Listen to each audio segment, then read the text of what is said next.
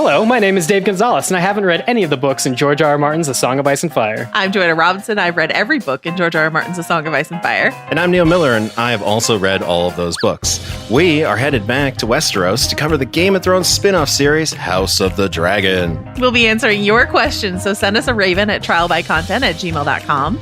Take some bread and salt and join us Thursdays on the Trial by Content feed, and don't worry, you're safe. The Reigns of Castamere hasn't even been written yet. This episode is brought to you by Anytime Fitness. We may talk a whole lot about sports, but when it comes to keeping fit ourselves, there's definitely room for improvement. I hit this point early July. I was just like, I am not in good enough shape. I started trying to walk at least 15,000 steps a day, or hiking, or just anything to keep my legs moving. Now it's the end of 2023. I feel great. I had a physical 3 weeks ago, and the guy was like, you're doing great. You're doing better than you were 3 years ago. I felt great. Whatever your goals are, progress is possible thanks to Anytime Fitness. Get a personalized plan and support from an expert coach anytime, anywhere. Visit anytimefitness.com to try Anytime Fitness for free. Start to train for your life. Terms, conditions, and restrictions apply. See website for details. This episode is brought to you by Atlassian. Atlassian software like Jira, Confluence, and Trello help power global collaboration for all teams so they can accomplish everything that's impossible alone. Because individually we're great, but together we're so much better. Learn how to unleash the potential of your team at Atlassian.com. Atlassian.com. Atlassian. Tap the banner or visit this episode's page to learn more. I need sports to have to clear the room. Stand up and walk now. Hello and welcome to The Watch. My name is Chris Ryan. I am an editor at TheRinger.com, and joining me on the other line, the boy in the belly, it's Andy Greenwald. It's dark. It's all dark. This is like going to be our most listened to podcast of fiscal 22. And we're starting with that. What was like in House of the Dragon, Ep 1, Season 1? Yeah. Did you find any like light notes that you'd like me to like memify as your intro? I like it when the doomed queen is like, you reek of dragon. Okay. He reeks of dragon. It's Andy Greenwald. I'm Chris Ryan. It's House of the Dragon. We're recapping this tonight. As a programming note, I'm also hosting Talk the Thrones with Mallory Rubin and Joanna Robinson. That is going to be much more of a deep dive into the granular aspects of Westeros. Those two geniuses telling me what I don't understand about Targaryen family business, etc.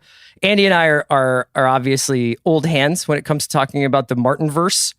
By the way, I am honored to be the Katie Lee Joel of Talk the Thrones. For people who don't know, she was the first season host of Top Chef. And she's on Food Network? I think so, but she was replaced by Padma, and nobody talks about her season. So that was me. That's me with Talk the Thrones, and I love it. I love it.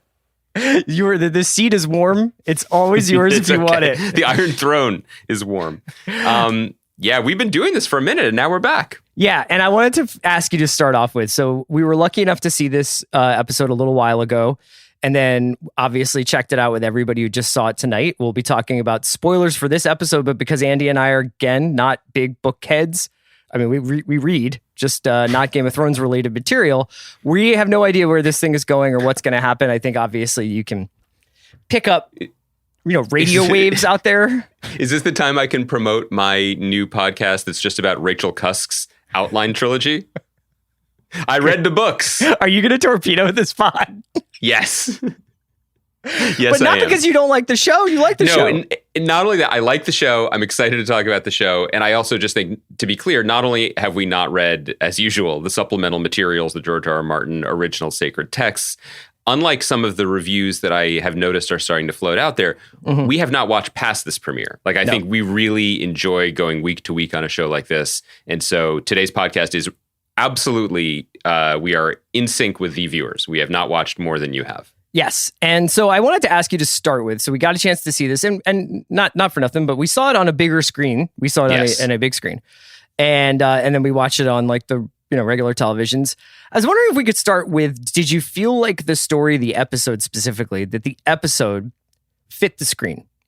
Both in terms of what you were expecting, but also what obviously HBO is hoping for, what I think lots of people out there who are like, man, I'd love like just a swords and shields and dragons and guys and ladies working it all out in court.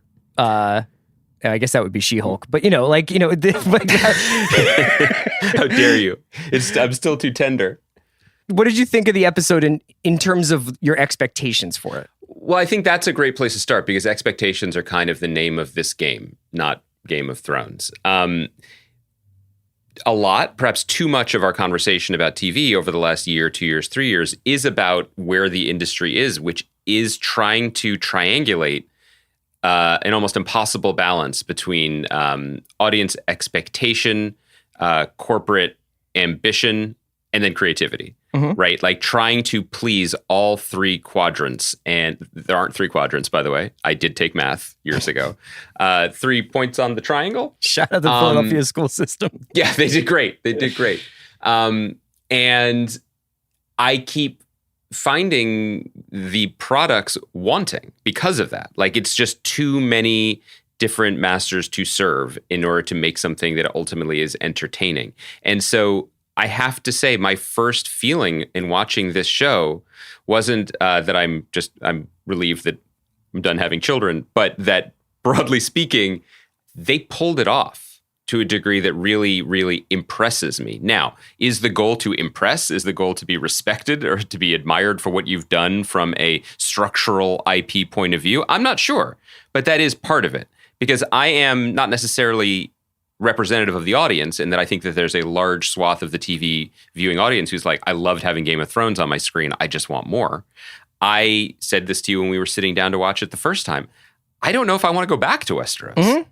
Like I felt we spent a lot of time there. Yeah. And we had some highs and we had some high highs and some low lows.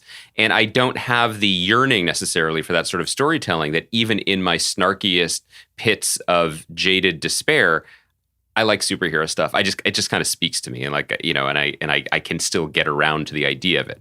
So I went into this being like, I think I'm good, and I left it feeling the first viewing and the second viewing really, really heartened and impressed that the show not just made a case for a return to Westeros, but a case for itself as a TV series going forward. That is a really high bar, and I think that the show, I don't know if it sailed over it on the back of a beautiful scaled dragon, but I think it cleared the bar. I respected it and I enjoyed it. And I have to say, I don't know if I wasn't predicting that going in. Yeah. I wasn't predicting it. What I like the most about this episode, and I guess the series so far is obviously, I just feel like it's steering into the skid. It's not running from what it is, both in terms of Miguel Sapochnik coming back and directing and being the sort of producing director of the series. It looks like Game of Thrones. There are obviously some differences, but it aesthetically feels similar to Game of Thrones. Probably the peak of Game of Thrones in a lot of ways, that middle run, and I also felt like they're not dumb, man. They mention Daenerys Targaryen in the title card. They have the music playing over the first sort of succession announcement that they have. Like it's not just the music. I don't want to jump on you, but I just want to say, like, I couldn't get over how subtle and ultimately brilliant that is. That you have Ramin Djawadi's music playing, and it's original music written for the show. But in that opening shot of the dragon flying high over the Red Keep, or I'm going to get this stuff wrong without Mallory and Jason here.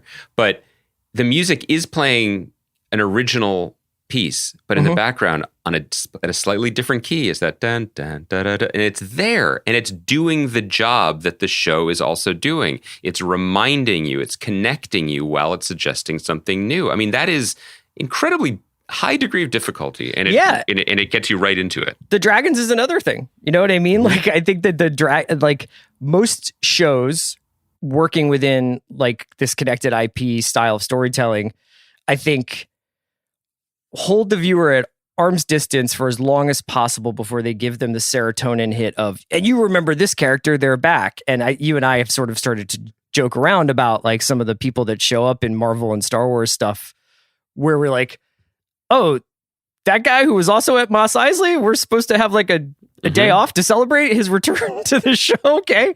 But no idea. When it comes to Thrones, I felt like almost more like the way I felt like when I watched like the Rogue One trailer and you saw like the destroyer crossing like the shadow of the Death Star.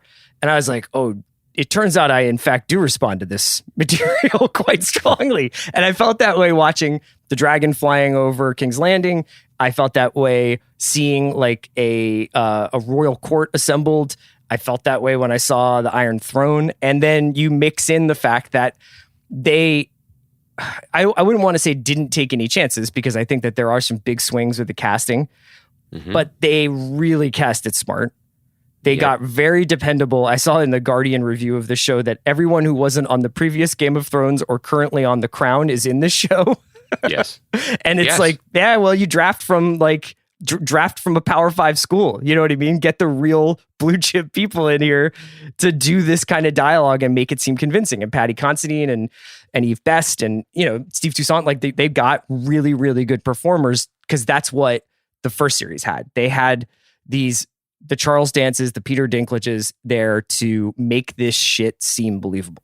Well, let's run the tape back a little bit and think about the fact that Game of Thrones was such a phenomenon that bridged two eras of television so profoundly. Because when it started, there was a lot of conversation about, okay, this is an HBO show. This is how HBO will engage with the rising genre subculture, right? It is essentially a dynamic power struggle family show with swears and nudity, but also dragons, right? Eventually. By the end of the show's run, it was emblematic of what all culture had become, a sort of global, monolithic indulgence that people were totally obsessed with. And it eclipsed HBO programming. I mean, HBO has Succession, probably the best show on TV and certainly recognized as such by people who are in the know and by the Emmys and things like that. But like, it's not even it's not playing the same sport in terms of what Game of Thrones meant to people around the world. So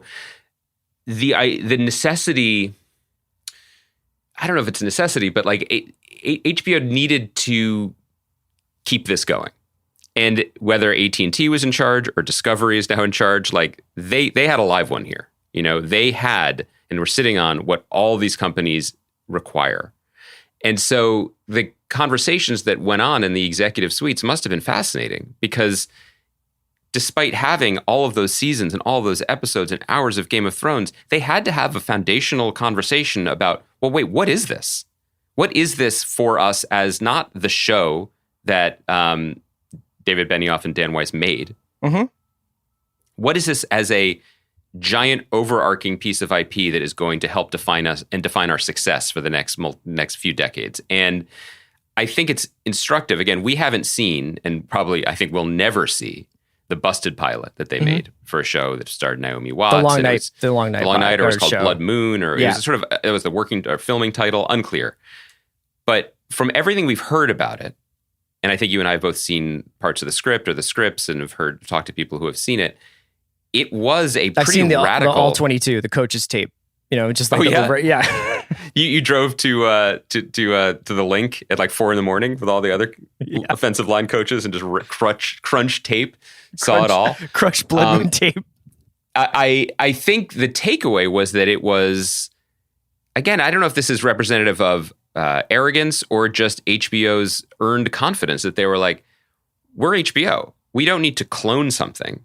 We can reinvent, we can iterate, we can say Game of Thrones is this now and do something radically different and get both the audience that we had earned over time and the respect that we always get for trying new things. And apparently it didn't work. And so there was a retrenchment. And this is not me speaking as like a creatively minded person. This is me speaking as someone trying to like think about the business of it. And you kind of have to play the hits to a degree, right? You have to give something, especially if it's going to be the first. And there are many other shows. I don't know if there are many. There are a number of other potential shows and spinoffs in development that I'm sure we'll talk about as we cover the show over the next few weeks. They needed something that felt kind of familiar. Regressive. Maybe regressive. Like not regressive in like in its worldview, but it's funny you should bring this up because I wanted to ask you about this. I think one of the things that like we keep coming back to when we talk about a lot of these IP shows is, well, it's the sandbox. And like what it really is a test of the filmmakers or the writers to see how far you can push things and like what you can do within this within this particular sandbox? Can you make, in the case of She-Hulk, like a legal drama? Can you make, or a legal dramedy? And comedy, yeah. Yeah. And can you make a psychedelic, meditation on loneliness for Loki? And can you do this or that? And then you have the more like, sometimes you get people who get into the sandbox and you're like, what's good? Sand. And they make the Mandalorian. You know what I mean? Like, you get people who are basically going back to the text.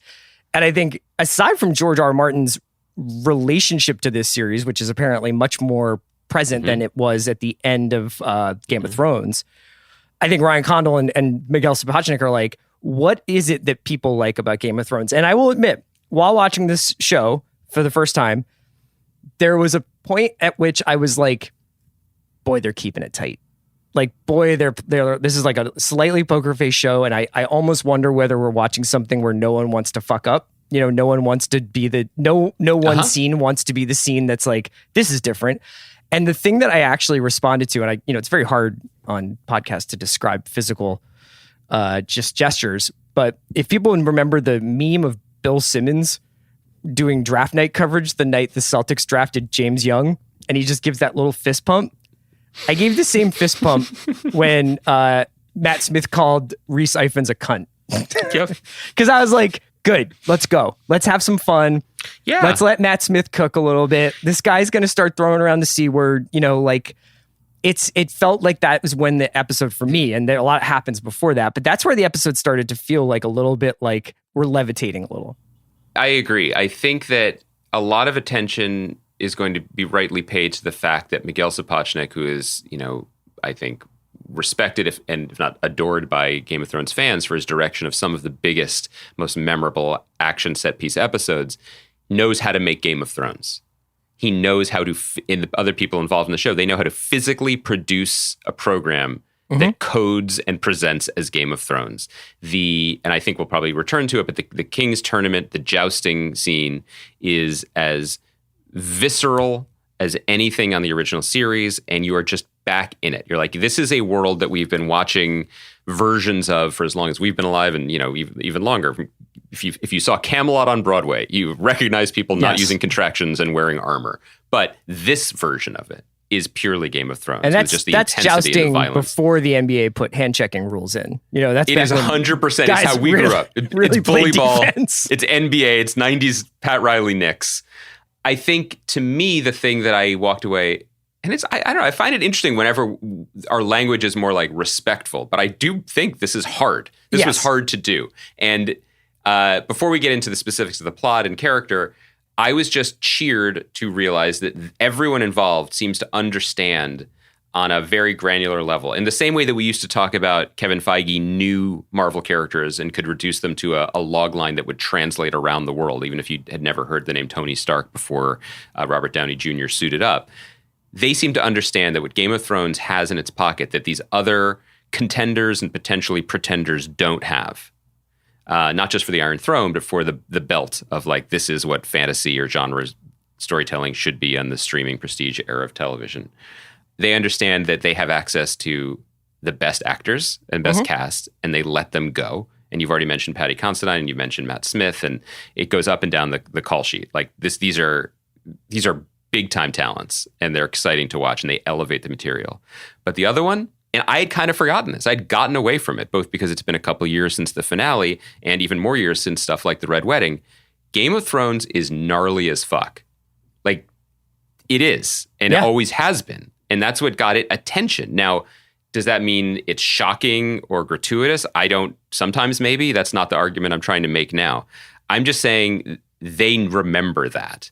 And so they have staged in the middle of this episode a birthing scene that I will never watch again. Congratulations. It's excruciating. And it's intentionally excruciating. Yes. And, I think it would be interesting again to have, when we get to have creative conversations with people involved in the show, how many different cuts, I promise no pun intended, were made of that scene, how far to push it, how much to show, what they were communicating. But even the choice to juxtapose it with the sort of masculine brutality of the jousting scenes, and like what, the battlefield of the womb is obviously like a sort of bullet point for this episode. It's mentioned a couple of times within it. And who better to litigate that idea than two guys named Ryan, Miguel, and then later Andy and Chris? Yes, we are going to mansplain. Look, I finished This Is Going to Hurt politics. Oh yeah, you're way ahead of me. Yeah. But you know what I mean? Like that. Like this is a Game of Thrones show, and we haven't talked to Casey at HBO or anybody about this, but my feeling is, even though, and I haven't been doing this recently, but I did like scan the early notices and reviews, and they haven't been uniformly positive. But my guess is what HBO wanted the consensus to be was, oh, I've got a Game of Thrones show back. They'll have time to prove whether it's worthwhile or if it's better or if it's just as good, whatever. They wanted to reestablish a baseline. And just by that metric, they're good. They did. Yeah, I mean, it's a calming. It was weird to describe it as calming, but that's what it was for me. It was like, oh, they know what they're doing. Like this will get really interesting. We can go through bits of the episode here. Yeah, I have a couple of things written down that I wanted to chat with you about. You know that I love it when you write things down for a podcast, because that means 50% of us have written something down for the podcast. What are we talking about in that early scene with when Viserys is named king, right? Over I guess his cousin Rhaenyra. What's up with election integrity in Westeros back then? So we're just getting that in a scroll, and that's in a box? Yeah. I mean, well, first of all, that is a Dominion scroll. You know what I mean? And so I don't know whose hands touched that scroll before, but I know there's a lawyer at Dominion right now being like, what? I know, we're gonna get a cease and desist. Bill, they are suing you for $1 billion. But on the plus side, Chris remembered the time you were doing the draft and fist pumped. So it's, win-lose. Yeah, again, like this is so funny. We could talk about it in two ways. You pointed out already that the show begins with, Did I already screw up Rhaenyra and Rhaenys? I'm sure you did. I think I just did. Rhaenys is the cousin of Viserys. It's Rhaenys? And Jaehaerys. Yeah. Okay. Is it? Oh, Rhaenys. Yeah, sure. I remember her. Yeah, she's the cousin. She's the queen who never was, right? Yes. Yeah. I liked her. What if I was just like, I love her? What if I just went all in on Queen Rhaenys after 1 hour? Like, what if I did a draft fist pump and I was just like, she's the face of my franchise? If I was doing an early Targaryen draft, I feel like that would be a successful podcast. Yeah, that would be a very Vivek-esque pick by you.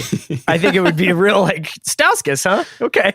No, she's Marvin Bagley. Like maybe she's too young. She's toolsy, but eventually, right? You always have to pay potential. Yeah, still it's young. about fit. You got to find the right spot for her. Is it about fit? So I was just going to say, though, that opening Chiron where it's just like, all these things happen, blah, blah, blah, Targaryens, and then all the words fade except like 100 years before Daenerys. And we're like, yes. Okay, thank you. Like that was such a smart decision. I think the entire episode is like that. There's like a whole scene where Corlys comes in and he's like, all these free city tribes are getting together and marauding, and we got it. They're called like I think, are they called the trifecta? They are called the Triangle Offense. Something like that. The Triad Kingdom, something. Yeah. And Phil he's Jackson like, has these guys playing ISO in the corner. But there's a dude called the Crab Crusher, which I believe was your nickname during your New England vacation last week. Don't step on my crab crush. It's the Crab Feeder, and he's in the triarchy. Yeah. Okay. All right. You just totally took it. Sorry. That's like Stauskas, right? Like he needs the ball in his hands. Coming out of Maine, I'm the lobster baster. Oh, that's better. Yeah. That's better.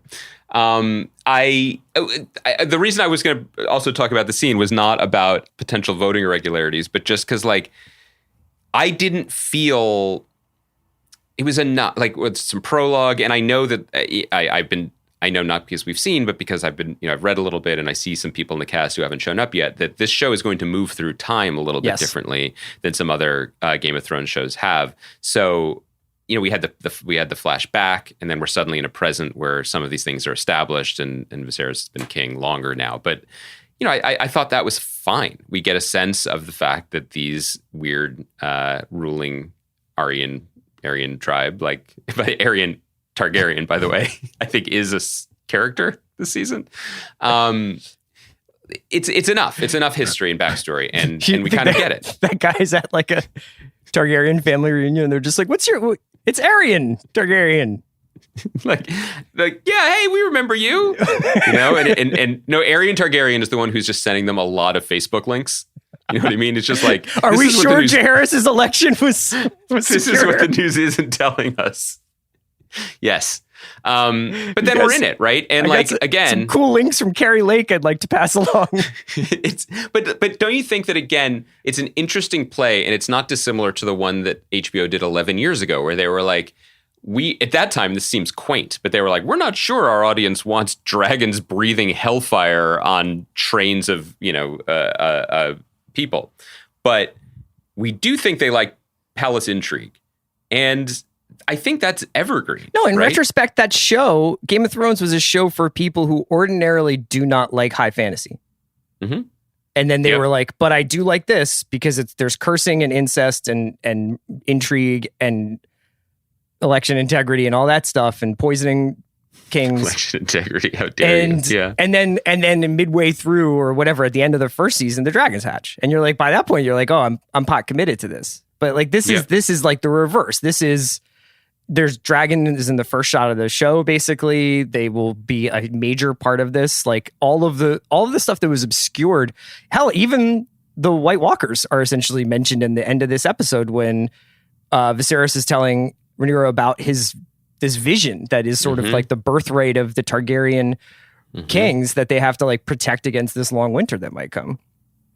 And that is, and I don't want to get us off the track of talking about the beat to beat and the actors and characters, but like that is, to me, in the first show, the dragons were the nuclear codes, right? Like that was something everyone's afraid of, and then it finally happened. To me, the more I appreciated that this is when it's happening. Now we understand, in the chronology of our show. But I'm not super into mentioning. I'm just imagining right now that White Walkers. Dragon being absconded to Mar-a-Lago while you're talking. Well, they didn't take the dragon. They took the dragon plans and maybe the location of 3 to 4 eggs. My beautiful just dragons. In case. Just in case. These big, beautiful dragons. Because the actual invasion of the White Walkers and the Night King was kind of a miss, right? Like it wasn't the You weren't saying that at Hardhome, though. You were like, damn, no. Daniel? Like, yeah. It was amazing until it was actually over when Arya was just like, here you go, and we're done. Right. Like, that was disappointing ultimately. And so you can talk about that stuff as the existential threat looming for these characters, but I almost wish they didn't, because it puts a hard punctuation at the end of the sentence and is the reminder that this is a prequel. And I'm not going to do the whole spiel that we used to do every year for Better Call Saul about how having a prequel sort of nullifies some of the stakes and blah, blah, blah. Let's stay here. I understand why in the early going we're doing the hand-holding and connecting, but this maybe this is a good way to pivot back, which is to say, I am a viewer of the show that has absolutely no opinion about Targaryens. Broadly, like I am neither for nor against. It's fine. They exist. They have very strange hair and hair choices. That's the way it is. After 1 hour of this show, I very much care about Viserys as played by Paddy Considine. I very much care about Rhaenyra as played by, at least in this episode, Millie Alcock, a different actress. Emma Darcy will take over at some point. And I extremely care, not necessarily in an affectionate way, about Matt Smith as Daemon. Right. And so the drama as centered on these characters, that's a TV show to me, and I'm excited about that. And that's a success. This episode is brought to you by Mint Mobile. New Year's resolutions are fun the first couple of weeks. Then you kind of maybe conveniently forget about them halfway through January. No shame. It happens to us all. But this year I have a foolproof plan, at least when it comes to saving money. Just switch to Mint Mobile and you're done. Goal accomplished, because for a limited time, their wireless plans are $15 a month when you buy a 3-month plan. The great thing about Mint Mobile is there's no jaw-dropping monthly bills or unexpected overages, and all plans come with unlimited talk and text. Get this new customer offer today at mintmobile.com/watch. Additional taxes, fees, and restrictions apply. See Mint Mobile for details. This episode is brought to you by State Farm. You might say all kinds of stuff when things go wrong, but these are the words you really need to remember. Like a good neighbor, State Farm is there. They've got options to fit your unique insurance needs, meaning you can talk to your agent to choose the coverage you need, have coverage options to protect the things you value most, file a claim right on the State Farm mobile app, and even reach a real person when you need to talk to someone. Like a good neighbor, State Farm is there. The friendship is sharing deal. Because I want one of your McNuggets. And I need some of your Quarter Pounder. There's a deal for everyone at McDonald's. Get one favorite like 10-piece chicken McNuggets, a Quarter Pounder, or a Big Mac, and get another for just $1. Price and participation may vary. Valid for item of equal or lesser value. Inspired by the life of the savvy and ambitious Colombian businesswoman Griselda Blanco, comes a new Netflix original limited series. Griselda tells the story of a devoted mother who, with her lethal blend of charm and relentless savagery, creates one of the most powerful cartels in history. Witness Sofia Vergara's captivating transformation into the godmother of the underworld. Griselda, now streaming only on Netflix. A couple other things I wanted to hit that's from the episode itself, and you can just take me anywhere you want to go here. Obviously we find out that like Daemon is slotted. He's slotted to take over once Viserys, I guess, dies from extreme sepsis from sitting in that throne. I wanted to ask you about dermatology back then. Incredible. They seem stumped on that, and I love the metaphor of like this power is poisoning him, as it will almost everybody who sits in this chair. At a certain point, I think you relegate that thing to like museum piece and get yourself like an Ames, but or you Miller? adapt. Yeah. When you go to the post office, if one goes to the post office, I know most podcast advertisements are telling you not to go to the post office, but and then you see people who like sort paper. You just all the go to time. the post office to drop off all your ballots. Well, after you've harvested them, you got to do something with You're them. like, I have all these ballots for Daemon. Where do I send them? Hello. If you work with paper all day, you're going to get paper cuts. And then you see people who have those little finger thimbles. Kaya, are we making too many election jokes? No, not enough. Okay, thank you, Kaya. Our ombudswoman has spoken. But you know what I mean? Those little like rubber finger thimbles that people wear to avoid getting paper cuts? Yeah. Like that's a sign of thoughtful workplace evolution. Yeah. So if you're going to sit on a chair made of swords, you're going to have to wear more padded clothing. You know what I mean? Yes. Like, I just feel like, or maybe since they drink all that great Dornish wine, when you pull out the cork, just stick it on the edge of one of the swords. Eventually, you're going to have a lovely conversation piece. It's swords and corks, right? I think it was, obviously there's a deeper meaning to his injury. I thought that the, just in general, I loved the kind of sort of backroom, I would say, like, because it's so funny. I almost want to say Game of Thrones-esque backroom dealings, but it is Game of Thrones. Just like the fact that even his doctor is talking to Otto, you know what I mean? Played by Rhys Ifans. And like there's like all this different stage whispers going on about this guy's condition. I also thought in terms of just the characterization of Viserys, when you first start the episode, it's not really clear what qualities he may or may not have to be a king. And it does seem like his time as king has been relatively ineffectual. It sounds like the city is kind of falling apart. But when it gets to that moment and he's working on his model, basically, when Otto so helpfully sends his daughter in to console him, I thought that was like a really cool like glimpse at like who this character must be. I want to talk about him as a character. I have a couple more points on his weeping back wound. Oh, yeah. When they harvest the pus from the king's open sore, and they're like, we're going to get this right to the Citadel. Like, what is the, like, does the Raven have a little box, like a little ice box that says like, medical samples, no sharps, do not touch. And when it arrives, what are the maesters there thinking? And also, what do they do with it? Because it's the Middle Ages. Do you know what I mean? They're not throwing it in one of those like test tube separating things. Like, what are they doing? Are they just looking at it? They've definitely got some dude chained up in there whose job is to drink king's pus. Yeah, yes, just be that's like, what I'm saying. No. Try it on this guy. Yeah, this guy needs scale. The other thing is like, what are our options here?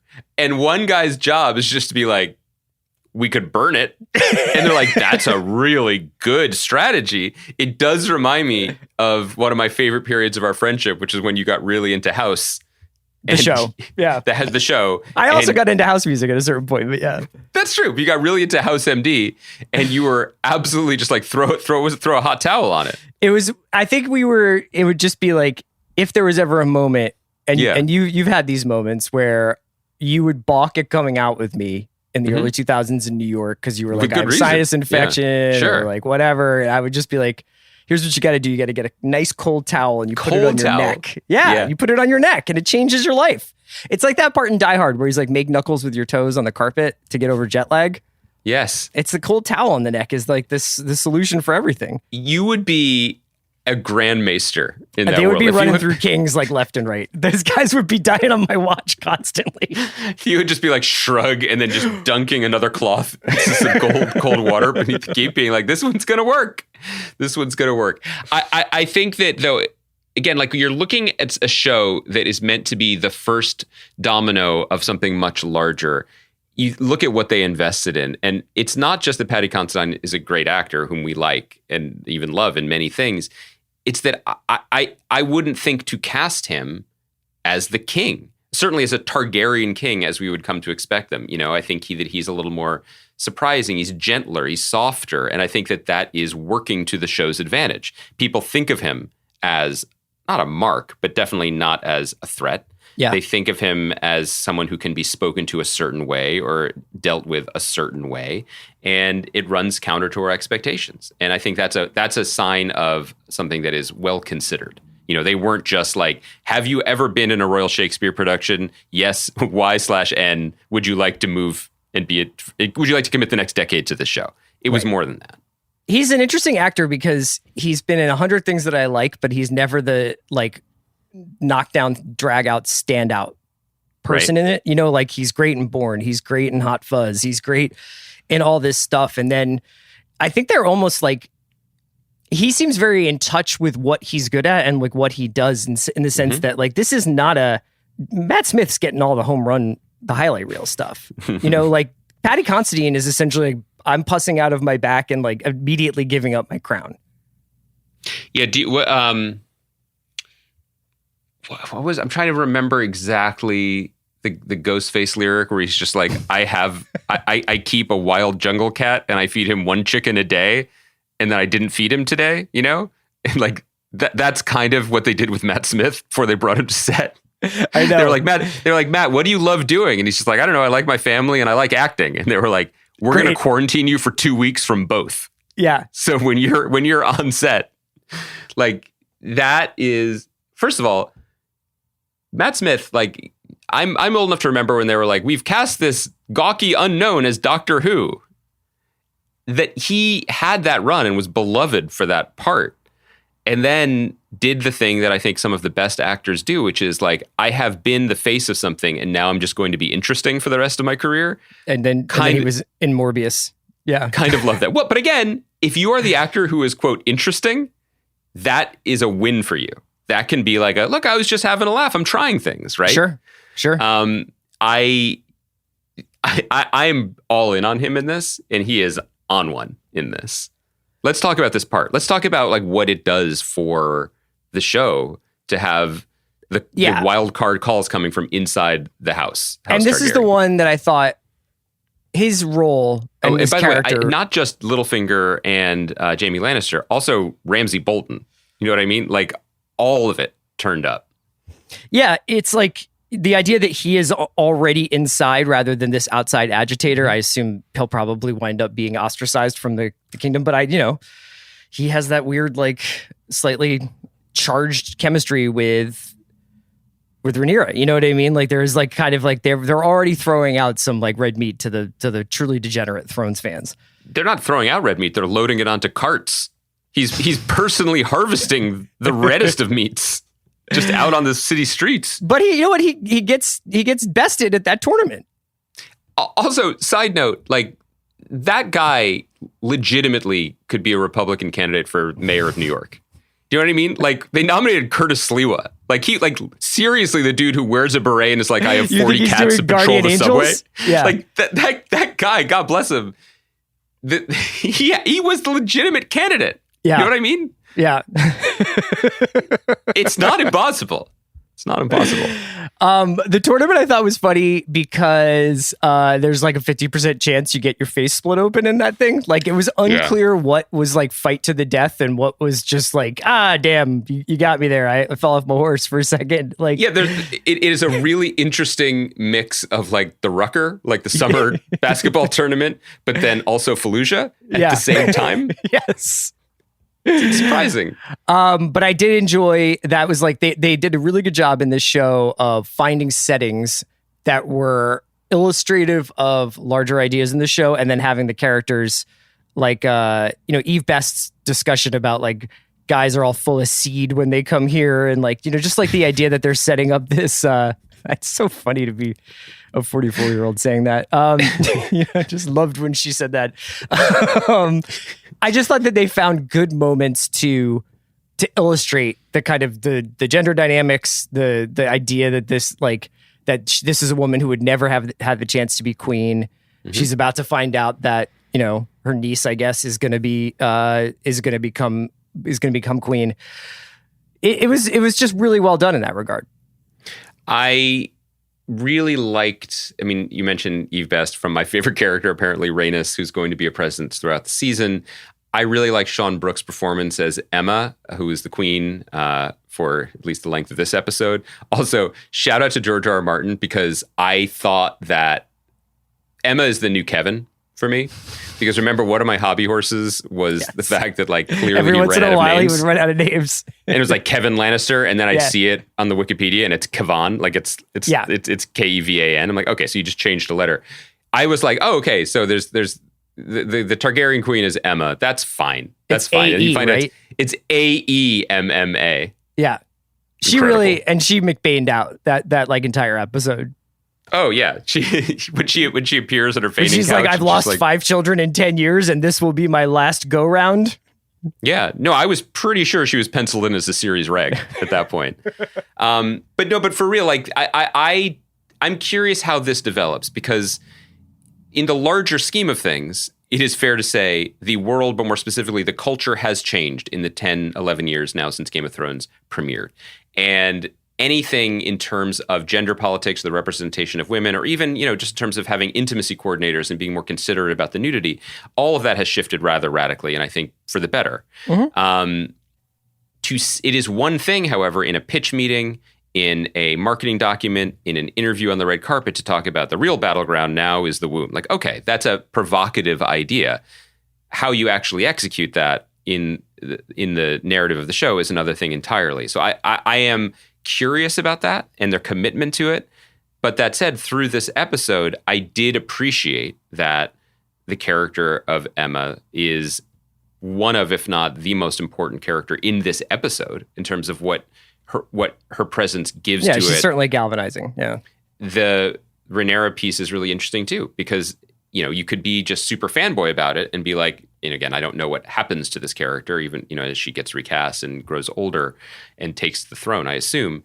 But you could be fanboy about it and be like, oh, this is interesting because it adds some context and credence to Daenerys' claim to the throne. The Targaryens did elevate women. They have ruled before.